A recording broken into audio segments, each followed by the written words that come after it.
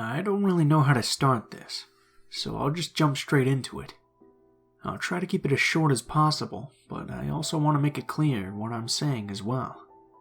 I'll answer any questions in the comments if anything's left unclear. I'm a photographer, and there's a nature preserve maybe 2 or 3 miles from my house. I don't live in the best of areas, so it's one of the few places I could go within walking distance to get a decent shot when I need one to post for my social media BS. Being maybe 19 at the time, I was fortunate enough to have my mother drop me off on this occasion.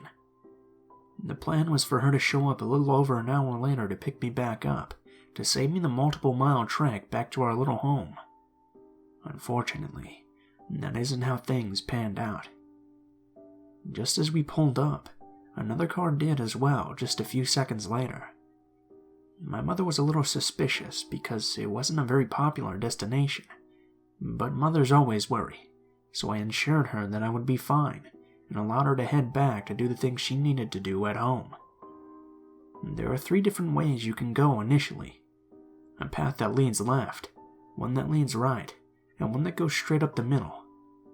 They all kind of loop back around to that same spot, but it's about a solid mile before it does so.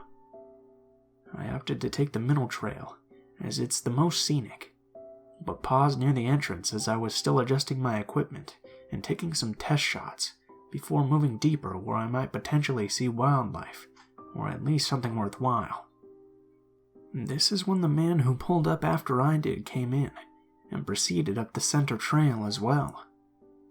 I continued fidgeting with my equipment, even after having it properly adjusted as I waited for him to pass me. As I did, he attempted to talk to me. Something along the lines of, "Getting good photos?"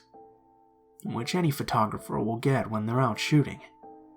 I responded with something simple and kind, but also in a dismissive tone because I had no interest in continuing to converse with him. Something about this man made me incredibly uncomfortable. So uncomfortable, in fact, that I decided to stay in the initial entrance area to photograph some boring-ass plants, even after he disappeared around the bend and out of my line of sight. I'm so thankful that I did that, because within 5 minutes, he somehow managed to complete the full loop and end up back behind me. The loop takes me at least a solid 15 minutes to get through, even when I'm in a hurry.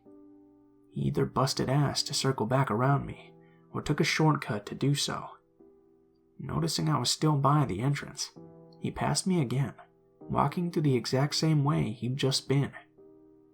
And this is when I knew there was absolutely something more going on.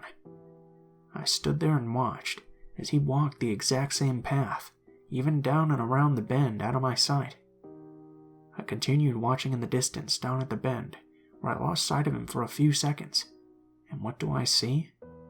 Him peeking around the corner to see me. Once he noticed that I saw him, he disappeared again. And this is when I simply said, "Fuck this shit," and left. As soon as I exited the preserve, I took off in a full sprint, hoping I could put some distance between the 2 of us. Just as I was about to turn down a side street, I turned back to see him exiting the preserve and entering his vehicle. My phone was dead, since I never charged the damn thing, and I had absolutely no way to contact anyone. I was at the point where I contemplated running up to someone's house and asking them to help or call someone for me, but I was worried I would seem like a crazy person. I turned the corner, and once again we no longer had sight of each other. I was out of breath and unable to keep running. I just began to pray that he was no longer going to follow me. Maybe this was all some sort of weird coincidence, right? Apparently prayer doesn't work, because within a few moments he was back in my sight, turning the corner and beginning to approach on the same street that I was now on. My mind was racing with all the possibilities of what he was going to try to do, but without much time, I decided that I wasn't going to give him the opportunity to do anything. I continued walking until he literally pulled up within feet of me, and his window began rolling down. I threw my bag down next to me and turned in his direction with balled fists. I shouted with the full power of my lungs, "I'll fucking kill you if you don't get the fuck away from me." The angry little scowl he had on his face the entire time faded, and began to more resemble a deer in the headlights. He didn't know what to do. He then nervously uttered, "I have rights," before speeding off to never be seen by me again. I had to complete the walk to my home, constantly looking over my shoulder and hoping he didn't make another approach. I'm just glad to have made all the decisions I made that day, because I genuinely have no idea what would have happened if I didn't. I don't know if this story will come across as horrifying as it was in person, but if it doesn't, it's simply a failure of my writing ability.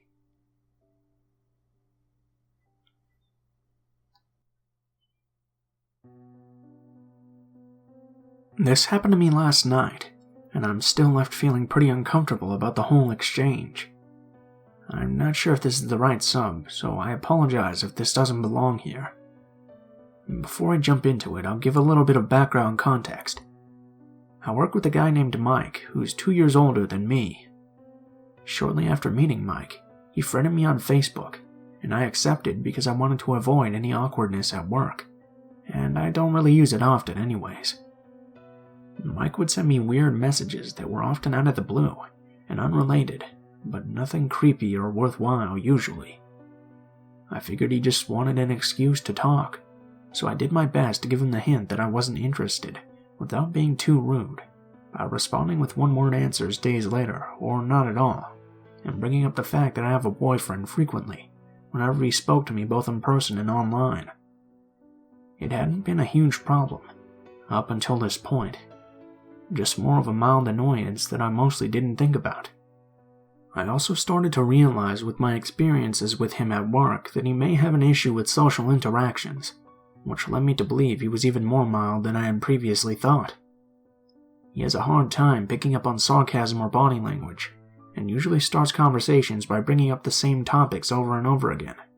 Most of our conversations in person involved him asking a series of questions that I answer out of politeness, followed by awkward silence, which I usually feel forced to end by asking, "You?"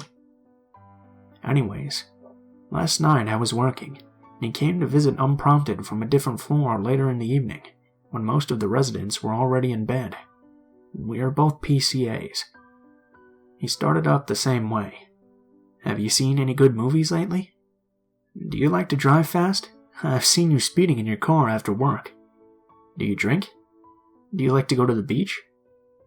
I was only half paying attention because I was doing paperwork, and tried to make it pretty clear with my body language and repeated what responses that I wasn't too interested in continuing his interrogation. But then he asks me, "Have you ever killed a hog?" I thought I heard him wrong, so I ask again, "What?" I turn to look at him, and he repeats, "Have you ever killed a hog?" I laugh a little awkwardly because it was unexpected and more than a little weird, and respond, "No," to which he just stands there smiling, and because it's so awkward, eventually I stupidly ask, "Have you?" Mike laughs and simply says, "Yes." This leaves me weirded out enough to ask why, to which he responds, "What do you mean, why? Why did you kill a hog, dude?" Mike laughs. "You just went out and killed an animal?" "No, it was for a function." I let out an uncomfortable laugh of relief. Before things can go back to normal, he hits me with, "Yeah, I was the one who got to kill it. I got to see it beg for its life before I cut its throat." At this, I'm completely shocked, creeped out and a little worried that no one else is around right now, because I know him enough to know that he's not joking. "Why did you say it like that?" Mike laughs, even though there's no humor in my response or voice, and repeats himself. "I watched it beg for its life before I slit its throat." "Dude, stop, seriously." Mike smiles, and I pointedly ignore him now as I text my boyfriend, because I'm pretty thoroughly disturbed. It's quiet for a few moments before he says, "Yeah, it took a long time to bleed out too. Much longer than the chickens I killed." "Mike, stop." Then he says, "I thought you liked horror movies." "Yeah, I do, but this is creepy, and you're making me uncomfortable." Mike continues to linger, repeating one of those same creepy statements every once in a while, but I'm now fully ignoring him since he has repeatedly disrespected my request for him to stop. Finally he stops, and then again out of the blue. "Do you have an Instagram?" Even though I'm pissed, I'm more than a little relieved with the change of topic, and respond with a very rude and angry "yeah," to which he replies "oh cool," and then proceeds to go back to his floor.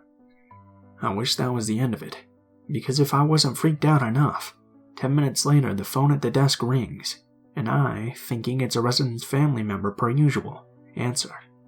But no, it's Mike calling from his floor, and he seriously asks me, "Do you want to eat octopus later?"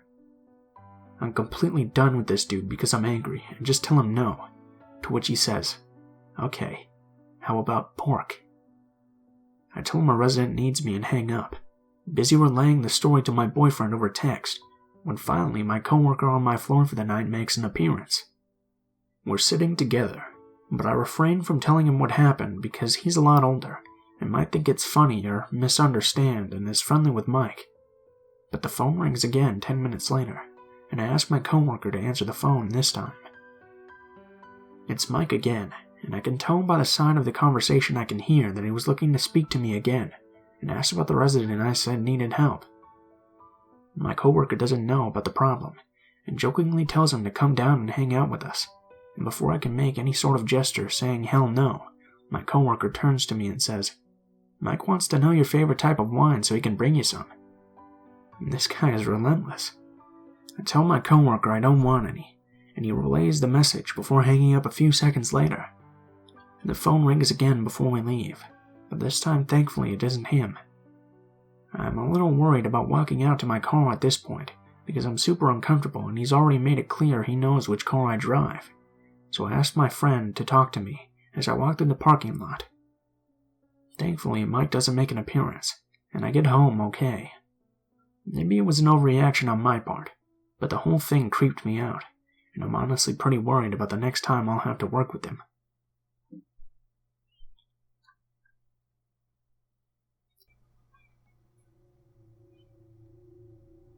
My background: military, moved here 2 years ago.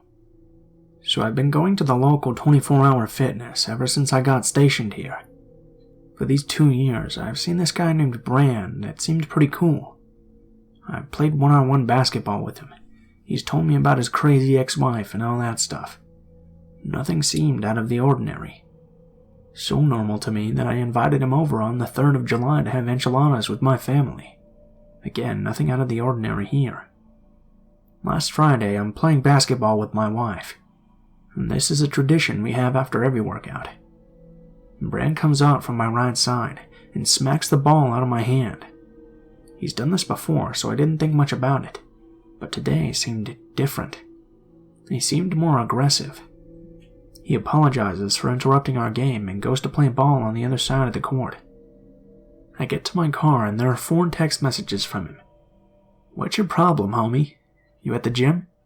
You can't fuck up what's already fucked up. No big deal, I'll catch up with you." The thing is, he sent me this text messages 30 minutes before I saw him in the gym, so I respond with, "What are you talking about?" No reply. Then the next day at 7 a.m., he texts me and my wife's coworker Trey, who also goes to the gym, so a group chat, which is as follows. A video link to the song Future, Mask Off. "Steal from me too? Motherfucking faggots wanted my attention. Now they got it." A video link to the song Eminem, Go to Sleep. The lyrics though, word for word. I'm obsessed now. So my buddy Trey and I are confused. I texted Trey to ask what the hell this dude was talking about. My buddy Trey texted back in the group chat. "What are you even talking about, bro?"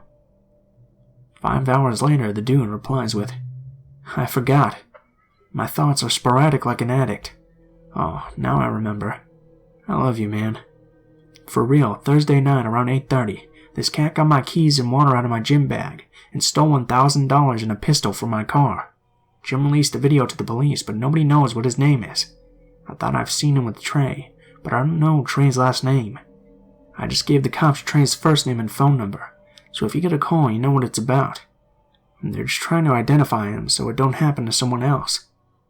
They didn't see him getting in my car, just into my gym bag at the gym, then putting my water back 5 minutes later. It's strange they stole my water. The cops are scratching their head.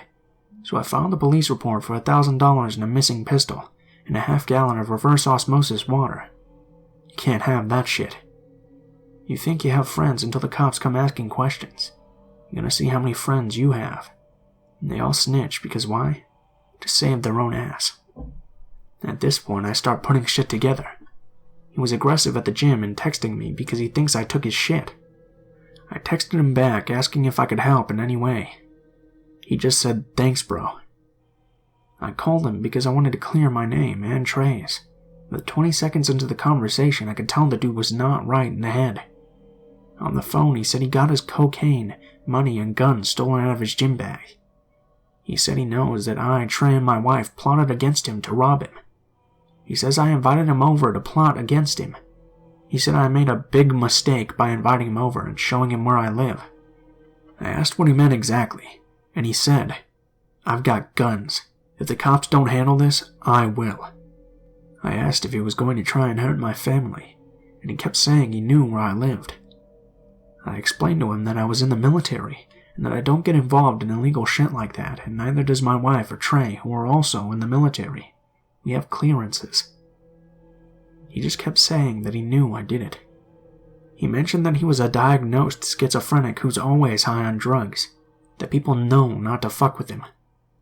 He said the gym won't release the footage to him, only the cops. At that point, I decided to end the conversation, because I knew I couldn't reason with someone who's unreasonable.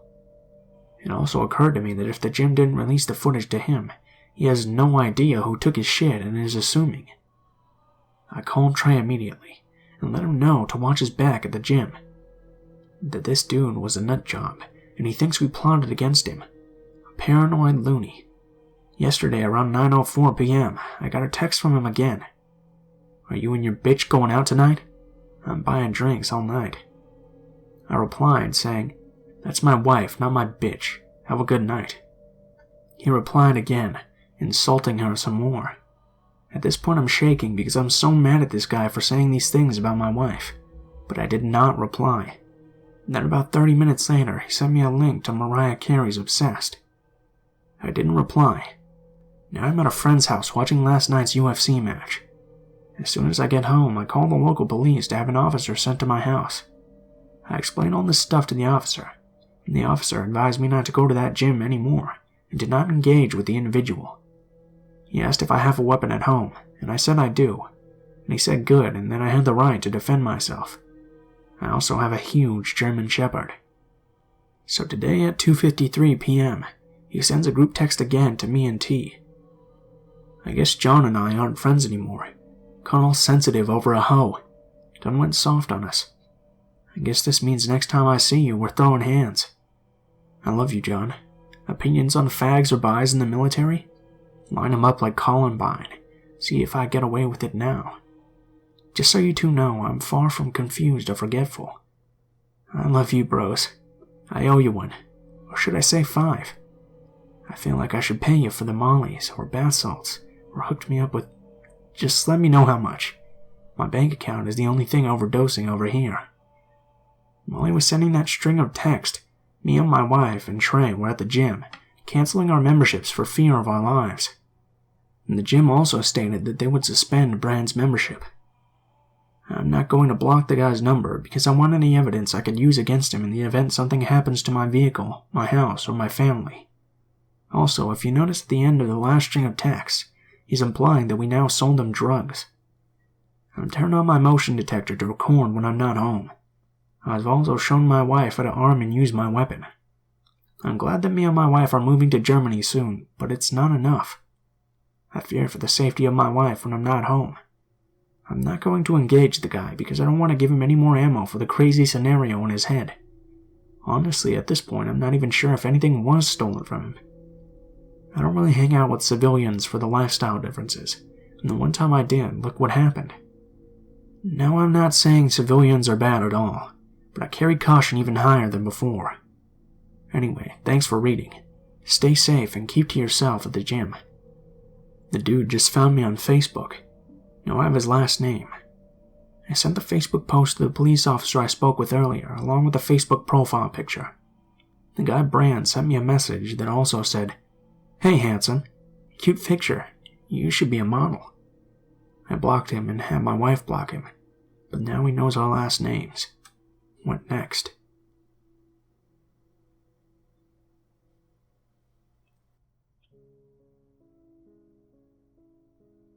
In case you're wondering, I'm a female in my 20s, 5'2" and about 100 pounds.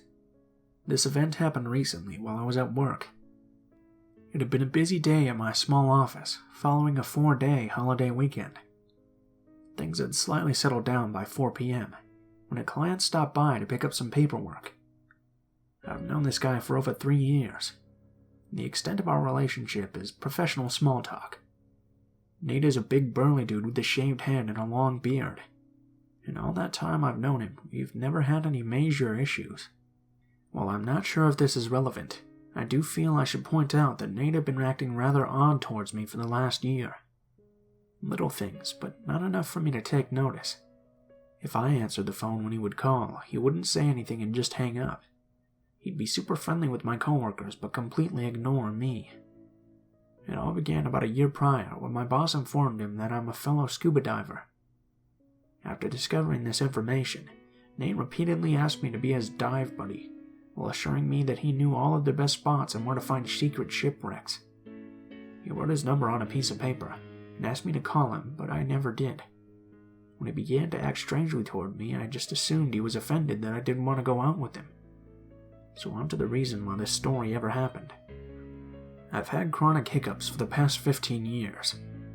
They literally just started out of nowhere one day, and have never stopped. Usually I only get 1 or 2 small ones throughout the day, which my friends and family lovingly refer to as hourly hiccups.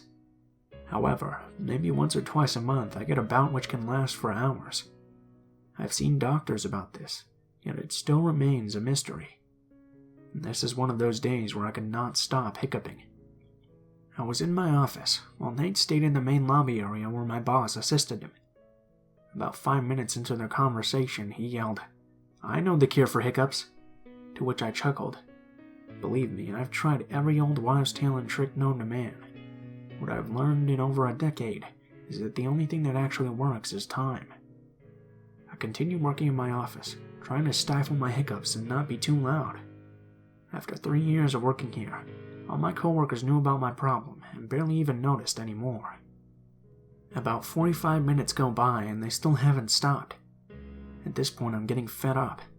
Anyone who's had hiccups for a lengthy amount of time knows that eventually your abdominal muscles get sore and you start to feel nauseous. So when Nate said again, "I know how to cure your hiccups," I was desperate for any relief. I walked out of my office and approached him. "What's your secret?" I asked. To which he simply replied, "You'll see." Figuring it was the usual method to frighten me, I firmly informed him that I didn't want to be scared. I'm just one of those people who hates getting startled suddenly. Nate walks past me and says nothing, so I figured his original plan to spook me had been sabotaged.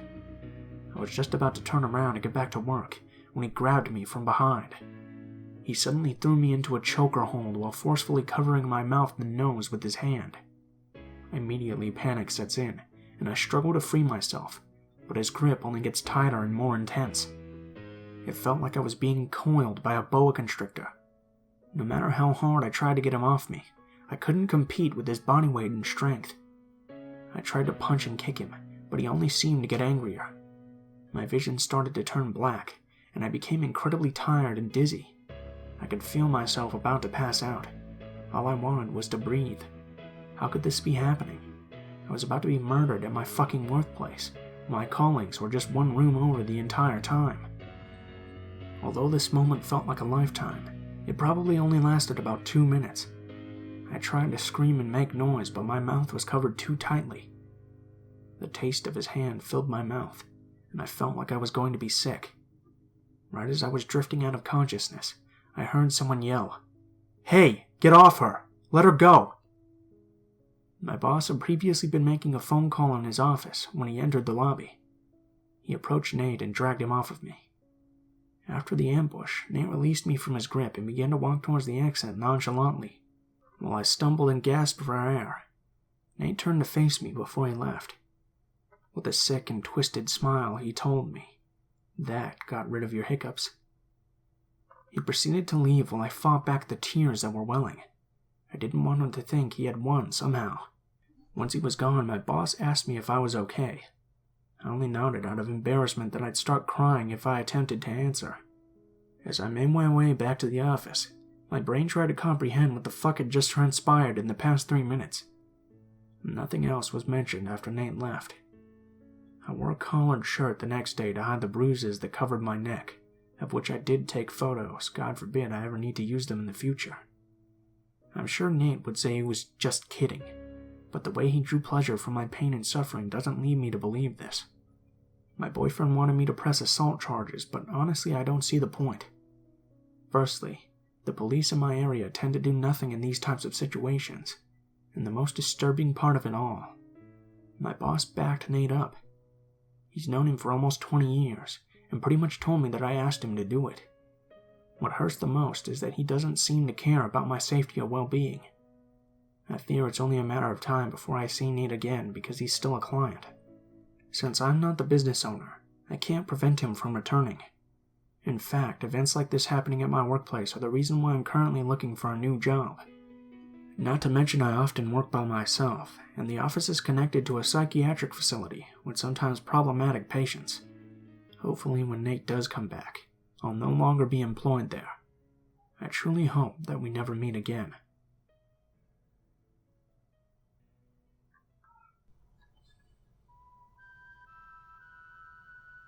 Just some basic info about myself, as I appreciate when others do the same. Male, 11 at the time of the incident, in Australia. It was around 2 p.m. on a Sunday, and my brother, 13, and a friend who was also 13 over at our house, just to hang out as kids do. Our parents had been away for the weekend, and were expected back late afternoon. Meanwhile, our grandma was looking after us. Fairly standard for kids at that age. We were all into BMXs and scooters and the like. My brother and his friend decided they wanted to go and build their own jump for the BMXs. The easiest way to do this was the classic dirt and mud jump. My brother and his friend invited me along, so we grabbed a shovel and the BMXs and headed off after letting our grandma know where we were going. We live on a street, Mala Crescent to be exact, that backs onto some bushland with a few cleared out paths. We rode and ran about 2 kilometers through the bush to get to an openish area next to this dirty medium-sized river. My brother started to shovel some dirt and mud to start making the jump. The friend and I left our bikes sitting a couple meters away from the river's edge where it was level with the water itself. This was just so they were out of the way. As we were doing this, we saw this rope or string sort of thing heading at the edge of the river and leading into the water. We started to pull at it thinking it was just a loose rope, but there was definitely something at the end of it. We keep pulling and pulling until we eventually see what's at the end of it. A crab pot. Once we realize it's just a crab pot, we both pick it up and throw it back in. As we're doing this, a man comes right out of the path we came through initially. I can't remember too much of what he looked like since it was quite a while ago, but I do remember he was Maori, with odd-looking clothes. T-shirts and shorts, no shoes, and holding a machete, which in retrospect had to be assisting him with the crab fishing. We hoped that's all he would use it for. The friend and I were standing at the river's edge, while my brother was the same distance away from the man, around 20 meters, except across from us in the open dirt area. He started yelling and screaming at the friend and I. "What are you doing with my crab pot? Who do you think you are?" My brother and his friend didn't say a word. Probably thought it was better not to, or were just that scared. But as I was a bit younger and probably more naive, I start shaking like crazy, and I try to reason with him. "Sorry, we just saw the rope in the water and didn't realize." At this point, he was basically just yelling profanity at us. To try and give some understanding of the situation, I said, "We were just trying to throw it back in the river, sorry." To which he replied with the words that scared the living shit out of me. "How would you like it if I threw you in the river, like you did with my crab pot, huh?" And then he started walking over to us. And this is when flight kicked in, and we knew we had to get out of there. We thought he was walking up towards us, so we ran to the side trying to keep the same distance away from him. He ended up walking towards our 2 bikes that were sitting near the river. He picked up one of the bikes and looked at us and said, "How would you like it if this were you?" He threw the bike as far as he could into the river. As he started to pick up the second bike, we took our chance and legged it, my brother taking his bike as he left near the clearing. We got on and started riding as me and the friend ran beside him. We heard a second splash of the man throwing the other bike into the river, but we weren't looking back at all. Eventually my brother let me ride the bike as I was younger, and it would be easier for me. I was hysterical, literally crying the entire way. Once we had made some distance, we started to look back to make sure he wasn't following us. We didn't see him, although this definitely didn't make us go any slower. Eventually we made it back home. My parents had just gotten home from their weekend trip about 5 minutes before we ran inside. I'm not sure how my parents knew something was wrong. Maybe it was the fact that I was crying profusely mixed with the screaming and yelling almost gibberish as I was trying to explain everything that happened in one sentence. We eventually explained what happened, so my dad calls the cops and they arrive around 1 hour later, as it wasn't an immediate danger and they must have been busy. My brother and friend were just sitting on the couch talking to each other, while my mom comforted me.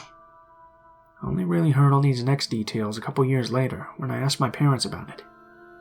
Apparently, while waiting for the cops to arrive, my dad had gotten a crowbar and a small knife, and also called 2 of his mates who arrived shortly after. They went into the bush looking for the guy. They didn't end up finding him though. When the cops arrived, my dad took them to the location, and they actually ended up finding the man, as well as his wife and child. The roughly 5-year-old child was apparently sitting with the mom playing with a kitchen knife. The cops spoke to the man about the situation and ended up taking him in to the station. We never received an update of what happened to him. I also spoke to my mom about what happened, and she said she had never seen my dad that angry before in her life. She said he was in the rage protective mode where murder isn't out of the question. She didn't have time to reason with him before he left to go searching. She doesn't want to think about what he would have done to that man if they ended up finding him without the cops there, and was glad they didn't. A couple days later, we actually went back and ended up salvaging the 2 bikes from the river. That wasn't a fun process. Very dirty and lots of garbage. Could barely see your own hand with goggles on. Anyway, thanks for reading. The only proof I can really provide is maybe taking photos of the area, but only if it's heavily requested. Cheers, and have a good one, and stay safe.